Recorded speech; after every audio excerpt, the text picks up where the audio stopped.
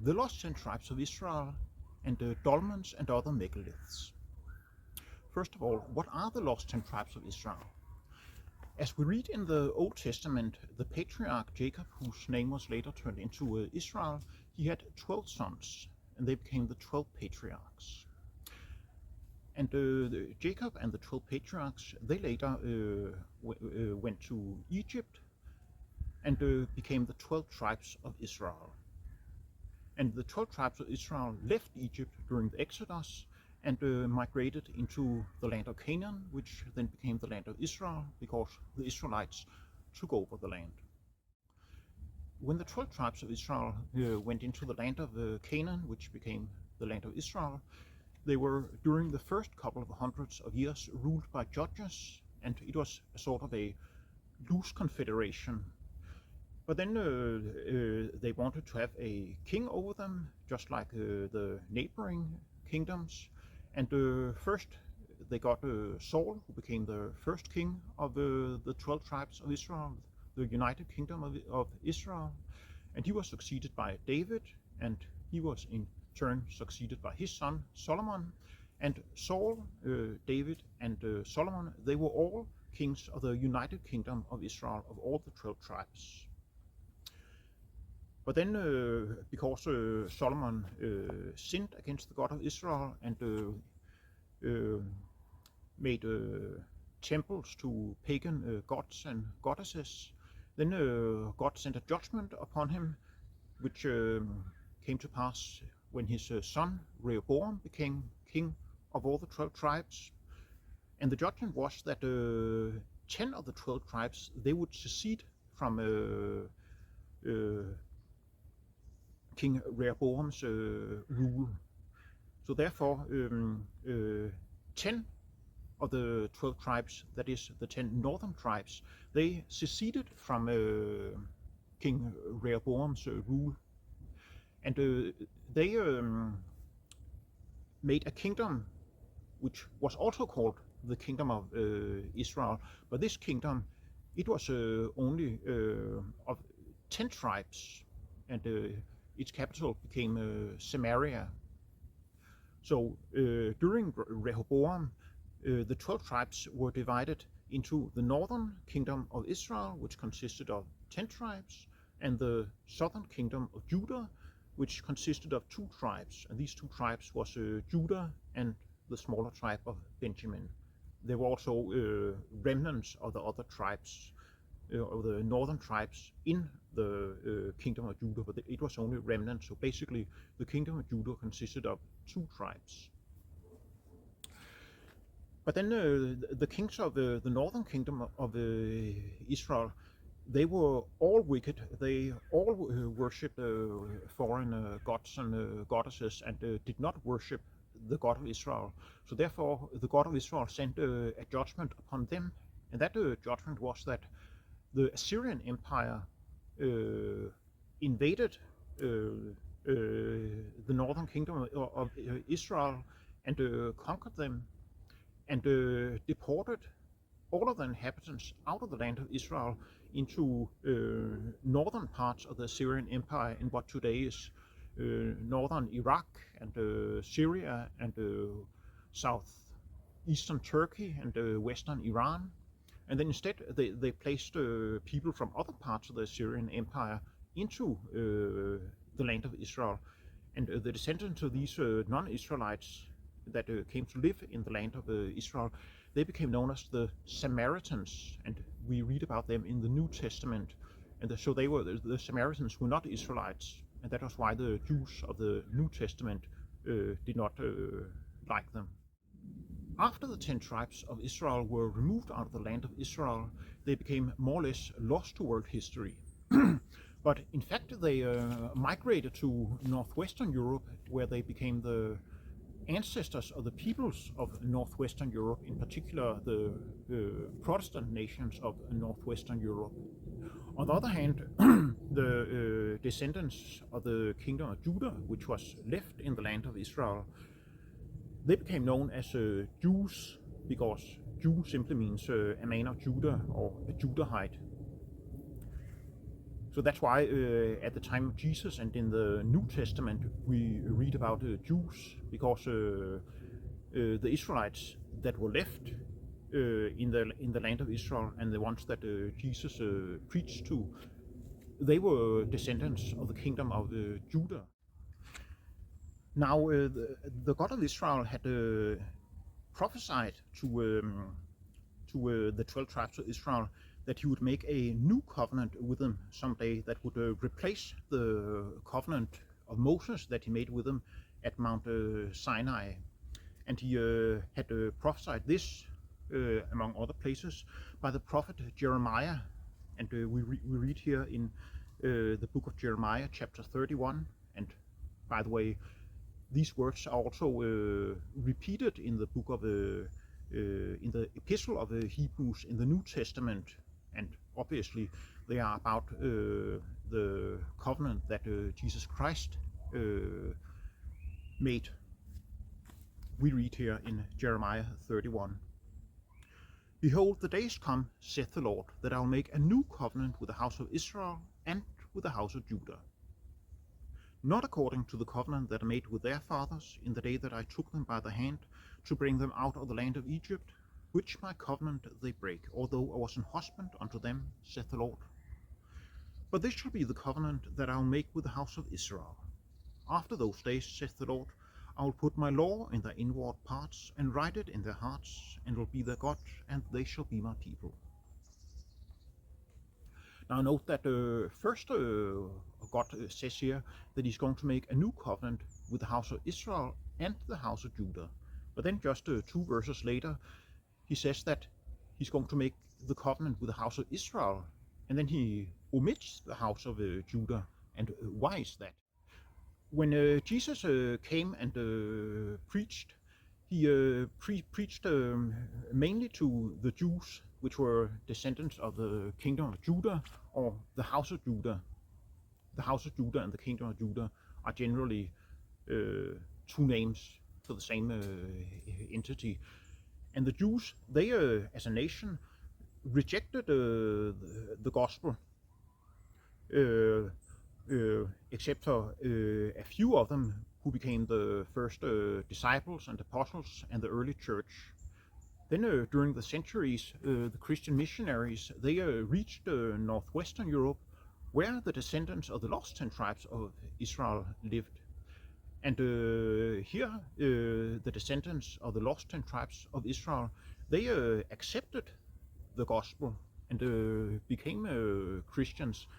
And that is the fulfillment of these words that Jeremiah prophesied about the new covenant, that God presented the covenant to both the house of Israel and the house of Judah, but it was only the house of Israel that ended up accepting it. Because a covenant is, of course, is something that goes two ways. Both parts have to agree to it. So both God has to agree to it, the God of Israel, and also the house of Israel and the house of Judah had to agree to it by believing in Jesus Christ. And it ended up only being the house of Israel, that is the lost 10 tribes, that said yes to the new covenant. The house of Judah, that is the Jews, they said no. Of course, also a whole lot of non-Israelites also became Christians. That was like a bonus to this new covenant. So now we finally come to the subject of dolmens and other megaliths. There are a lot of things that indicate where the lost 10 tribes of Israel migrated and who they are today, such as secular history, archaeology, Bible history, Bible prophecy, DNA, linguistics, and also other subjects. But one of them, that's the subject of dolmens and other megaliths here, because in the same chapter that we have just read, Jeremiah chapter 31, Jeremiah also prophesied that the lost 10 tribes, they would set up waymarks made out of big rocks like this along their migration routes from the land of Israel and the outskirts of the Assyrian Empire, where they had been deported to northwestern Europe, where they ended up. And we read here in Jeremiah chapter 31, verse 21. Set thee up waymarks, make thee high heaps. Set thine heart toward the highway, even the way which thou wentest. Turn again, O Virgin of Israel, turn again to these thy cities. Famous rabbis have also believed that this kind of stone monuments, they were indeed what Jeremiah spake of in the verse that we have just quoted. I have here with me a book by Yair Davidi. Yair Davidi, he is an Orthodox Jew who lives in Jerusalem, and he's written numerous books about the lost 10 tribes of Israel, which he also identifies as the peoples of northwestern Europe, and of course their descendants overseas. He has an organization called Bridam. Anyway, he's also written this book, which is called Ancestry, the Hebrew Identity of Celtic Races. And in it, Yair Davidi, he quotes the Radak, which is another name for Rabbi David Kimchi, who lived from 1157 to 1236 in Narbonne in southern France. And here the Radak also identifies these stone monuments as what Jeremiah is speaking of, prophesying of. The Radak writes, set up road markers, Sionim, from Jeremiah 31. This was directed to the community of Israel that in the generation when they would be exiled, they should set up waymarks, Sionim in Hebrew, such as piled up stones or stone monuments. The purpose of these monuments was to mark the paths, meaning the migration for the sake of future recognition. The meaning was to say that even though you will be exiled, hope is not lost, and you are destined to return to these your cities, that is, back in the land of Israel. Make yourself waymarks or high heaps, in Hebrew tamrumim.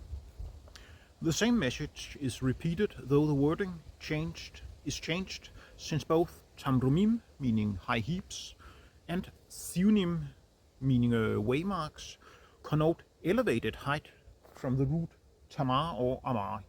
See, unquote, elevated height, just like this one. And this kind of megaliths and dolmens and other kind of megaliths, they are found both in the land of Israel and in the kingdom of Jordan, where some of the Israelite tribes also lived in Old Testament times. And also throughout the Mediterranean and across Western Europe and Northern Europe. Actually, Denmark is one of the places where there are most of them. There are a total of 5,000 in little Denmark alone. Of course, not all of them are in as good shape as the one behind me.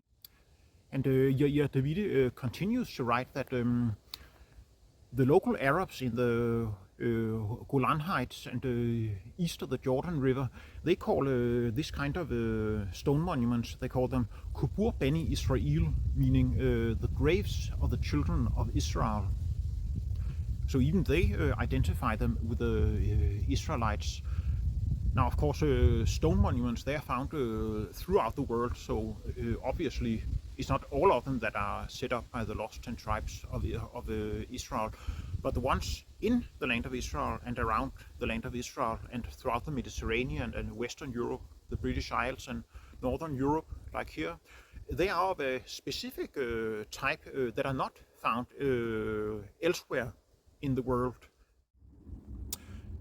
It was not just the prophet Jeremiah who prophesied that the lost 10 tribes of Israel would set up such stone monuments. Also, in the Old Testament, it is recorded that the Israelites and the people of God, they did set up such stone monuments. For example, in Genesis, it is recorded that the patriarch Jacob, he set up a stone monument along with his father-in-law Laban. And also Joshua, when he and the 12 tribes of Israel crossed the river Jordan, they also set up such a stone monument to commemorate their crossing of the river Jordan. So such stone monuments, they do indeed have a special connection to the Israelites of the Old Testament, and of course their descendants today, more so than a connection to the other peoples of the world. So far we have been looking into the stone monuments that Jeremiah said that the lost 10 tribes of Israel would set up. But Jeremiah also said that they would set up these stone monuments along highways, as Jeremiah says here. Set thee up waymarks, make thee high heaps. Set thine heart toward the highway, even the way which thou wentest. And it is not a coincidence that we have been filming these stone monuments and dolmens and megaliths in this particular place.